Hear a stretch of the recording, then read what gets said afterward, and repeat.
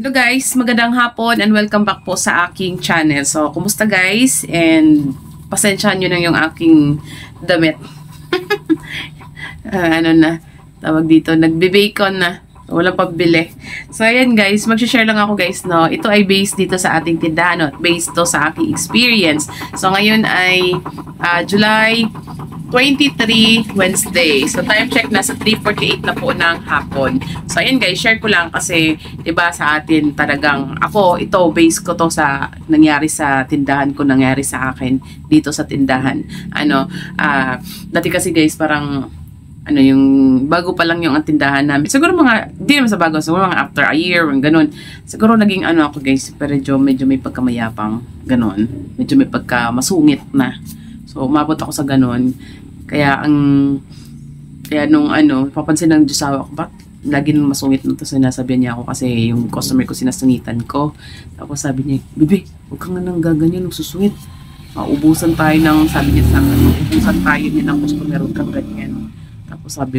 Tapos sumasagot pa ako nun guys, no? Sabi ko, "Ngay, kasi nakakainis siya, gagano'n talaga ako." Yung mga simpleng bagay guys ba na pag mainit ulo mo, nandun ka lang galing sa loob ng bahay, tapos mainit ulo mo, at napagalitan mo anak mo, or, di ba? Kasi yung utak natin as mga nanay, di ba?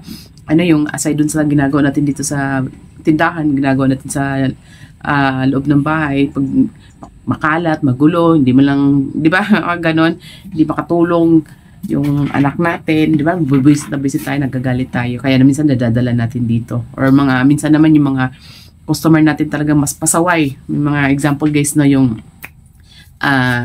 mga lilit na bagay. Yung magpapadoble pa ng sabihin, padoble mo na nga ito ng plastic kasi isang kilo lang guys, tapos matibay naman yung plastic ko, 1 kilo sasabihin ko, tapos sinasabi ko talaga na, naku, 1 kilo lang naman yan, huwag mo nang ipadoble kasi sayang lugi na ako sa plastic, ginaganon ko.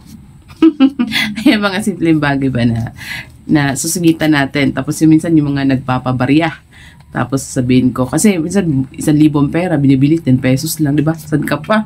Tapos sabihin ko na lang, tapos sinasabi ko, naku, papabarya ka lang eh. Ginaganon ko, kasi sugitan ko talaga. Tapos ano pa ba, yung tatawag ng tatawag, di makapaghintay, di ba? Yung, alam mo yun, tapos sabihin ko, naku, di mo ba ako nadidinig? Sabi ko nga, wait lang. Tapos, matakbo na nga ako, madadapa na ako, nadabihan ko ng gano'n. Eh, syempre, yung mga kapitbahay natin at mga customer natin, parang kaano naman natin na, kaya lang, minsan talaga di mo maiwasan talaga guys, no? Yung gano'n na nagsusungit tayo. Ano pa ba? Nililista ko, yung mga sample lang guys, no? Yun, ano pa ba yung, ito,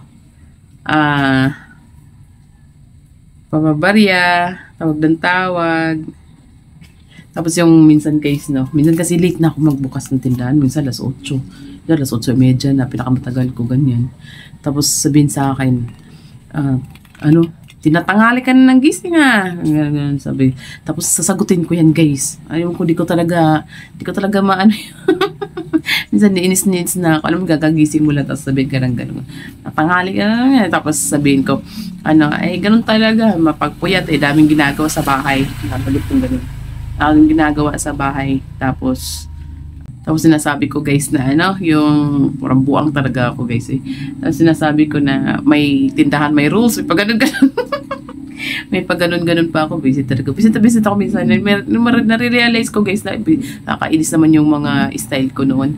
Tapos yun nga, lagi nire-remind ko talaga sarili ko guys.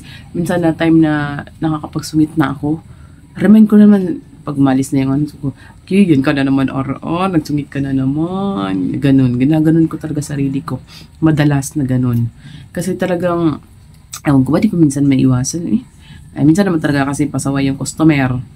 So, yun talaga guys, no, dapat natin iwasan yung pagsusungit kasi isa yun sa magpapawala talaga ng customer sa atin. Kasi napansin ko, parang since nagsusungit ako, ganun, parang hindi na ito bumibili si ganito, ganyan. Tapos sinasabi ko nga sa Diyosawa ko, di na bumibili si nasungitan ko kasi NB. Tapos pero, pag yung ilang araw, bumabalik naman, kaya parang bumabawi din ako sa kanila yung nakikipag-usap ako.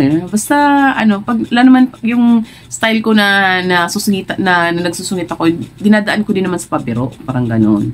Yun. Pero dapat guys talaga, isa yun sa rason kung bakit nawawalan tayo ng customer. Kahit gaano ka pa kadami ng yung paninda mo, kung kahit gaano pa kamura paninda mo, kung masungit ka, wala talagang mangyayari.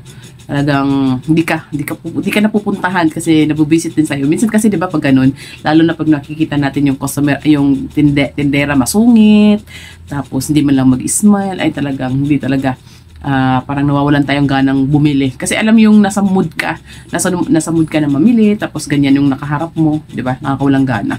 Totoo talaga yun, guys. Kaya remind yourself na wag magsungit. Ang ginagawa ko, guys, no? Para ma-remind yung sarili ko. Kasi minsan nakakalimutan ko talaga siya. Kaya minsan naglalagay ako ng guys. Lalagay ako dyan ng mga sulat. Yan, wag magsungit. Ayan, wag magsungit. Yan, dito din, naglalagay din ako dito. Medyo maano lang, no? Yan, dito din, no? Yan, wag magsungit. Reminders lang sa sarili. Kasi ganun ako, guys. Ewan ko minsan may time talaga na mainitin ulo ko. Hindi ko talaga yun. Pero tinatry ko naman na as much as possible na binabago. Kasi yun talaga yung dapat. Friendly ka. Lalo sa mga bata. Kahit kanino. Kahit sa mga matatanda. May time talaga na di natin mapigilan na magsungit. Pero control. Kasi pag di mo kinontrol na, wala ka tayo. Baka di na bumili sa'yo. Lalo matatanda syempre, maano yan yung mga matampuhin. Wala nang bibili sa'yo. Kasi that time, mayroon din akong, may nagpapajika sa akin, guys, madalas yun basta, yun. Lagi siya nagpapajika sa akin. Kaya lang siguro, di ko nadinig, nasa loob lang ako ng bahay. Ginagawa niya, guys. Ganun kasi siya ganun siya magtawag ba, yung gagamit siya ng coins, tapos dun sa bakal, ganun siya ng ganun.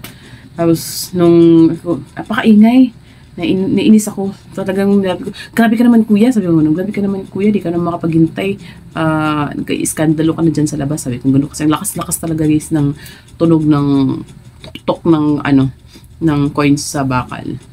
Tapos, ay, di mo kasi nadidinig. Sabi niya, gano'n. Didinig ko naman. Sabi ko, didinig ko naman. Di ka lang makapaghintay. Sabi ko, gano'n. Ay, nako, kaya remind yourself, guys, na wag magsungit kasi baka maubusan at mawalan na tayo ng customer dahil dyan. So, yun naman, guys, ang aking sineshare. Maraming salamat sa panonood. Paalam, bye-bye.